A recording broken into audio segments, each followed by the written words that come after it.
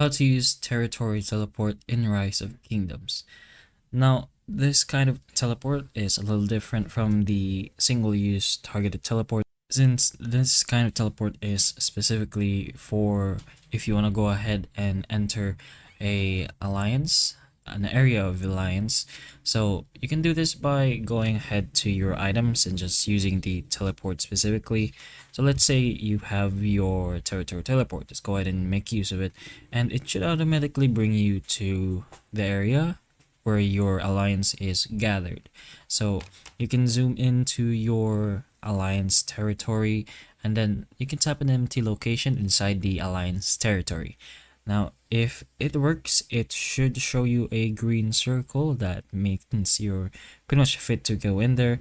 But if it's red, then you're gonna have to find a different kind of spot. You can only do this, of course, if you have an alliance and if you have a territory teleport. But that's pretty much the general idea on how you use your territory teleport.